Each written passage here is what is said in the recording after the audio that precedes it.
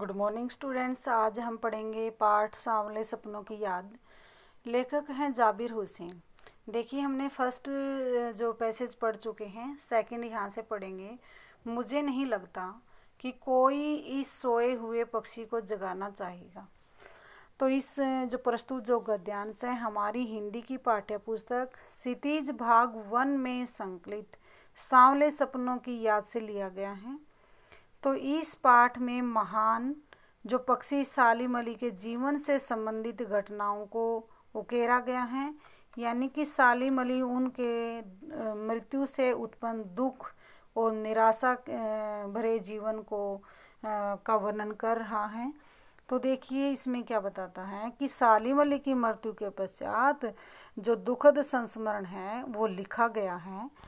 तो पक्षियों के प्रति उनके अपनाए जाने व्यवहार को या उनका भी वर्णन किया गया है।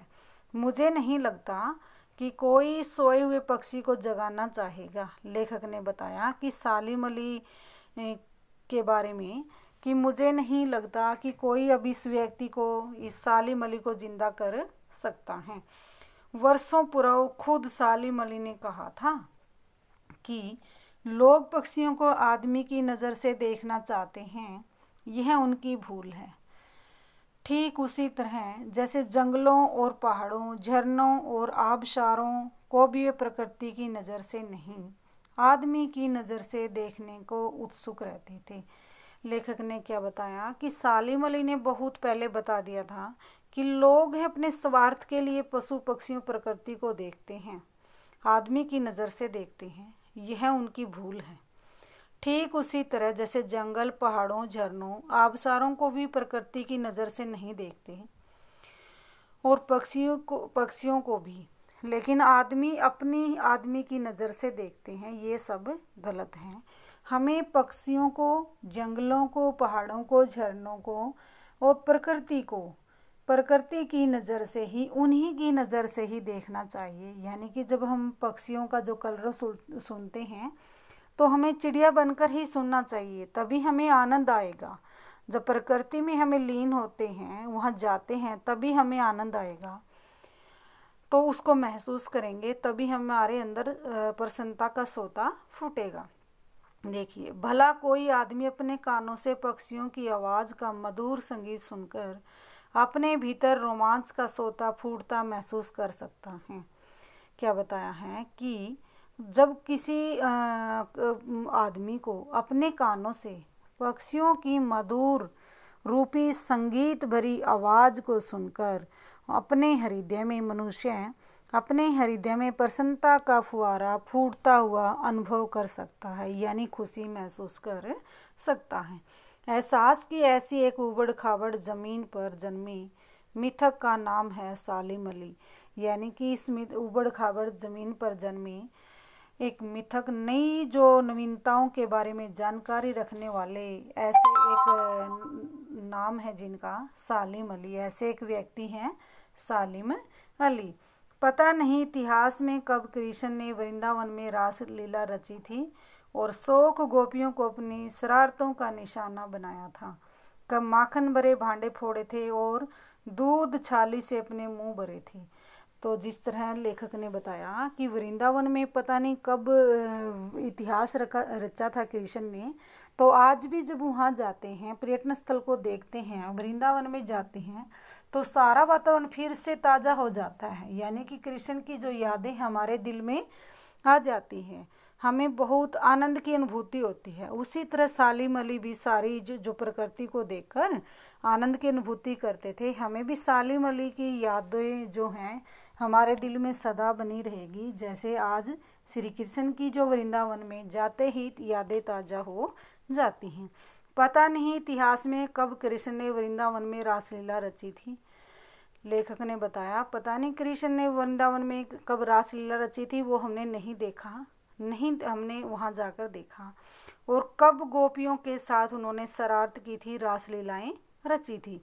कब माखन भरे भांडे फोड़े थे और दूध छाली से, क्या बताया कि दूध छाली से मुंह भरे थे। कब वाटिका में छोटे छोटे किंतु घने पेड़ों की छांव में विश्राम किया था।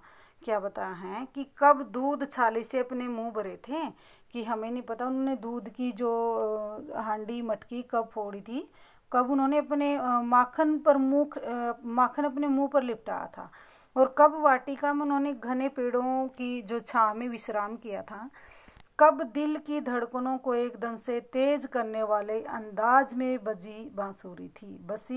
बजाई थी। क्या बताया कि कब एकदम यानी लोगों के दिलों में उनकी धड़कन तेज करने वाली जो बांसुरी बजाई जाती थी वो भी हमने नहीं सुनी, लेकिन सब वहाँ के लोगों का जो उन्होंने मन मोह लिया था, जो वहाँ के लोग थे वृंदावन के, सब लोगों के मन को मोह लिया था और अपनी बांसुरी की मधुर ध्वनि से सबके मन को बांध लिया था, माखन चुराया था। ये सब हमने नहीं पता कब उन्होंने माखन चुराया था, और पता नहीं कब वृंदावन की पूरी दुनिया संगीत में हो गई थी, और ये भी नहीं पता कब वृंदावन की सारी दुनिया संगीत में हो गई थी। पता नहीं ये सब कब हुआ था, हमें नहीं पता ये सब कब हुआ था, लेकिन आज भी वही सारी चीज़ें फिर से ताज़ा हो जाती हैं। आज भी वृंदावन जाए तो नदी का सांवला पानी उस पूरे घटनाक्रम की याद दिला देगा। यहाँ जब वृंदावन में जाएंगे आज भी नदी का सांवला पानी तो कृष्ण की सारी घटनाओं को क्रम से याद दिला देगा। हर सुबह सूरज निकलने से पहले जब पतली गलियों से उत्साह भरी भीड़ नदी की ओर बढ़ती है तो लगता है जैसे उस भीड़ को चीरकर अचानक कोई सामने आएगा।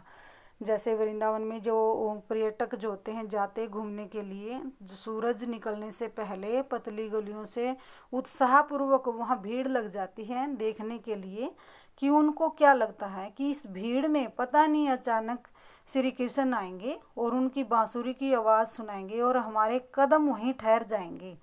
जैसे ही हर शाम सूरज ढलने से पहले जब वाटिका का माली सैलानियों को हिदायत देगा तो लगता है जैसे बस कुछ ही क्षणों में वो कहाँ से आ टपकेगा, संगीत का जादू वाटिका के भरे पूरे माहौल पर छा जाएगा।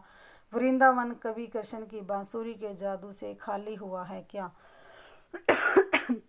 तो क्या बताया है कि जिस प्रकार उन्होंने क्या बताया कि इस भीड़ भरे वातावरण में ऐसा लग रहा है, लोगों के मन में उत्साह है कि वहाँ कृष्ण की यादें जो ताज़ा हो जाती हैं, तो उनको लगता है कि सूरज ढलने से पहले जो वहाँ का माली है यात्रियों को सैलानियों को निर्देश देता है कि कुछ ही क्षणों में ऐसा लगता है कि श्री कृष्ण वहाँ आएंगे और अपने बांसुरी के जादू से सारे वातावरण को संगीत में बनाएंगे।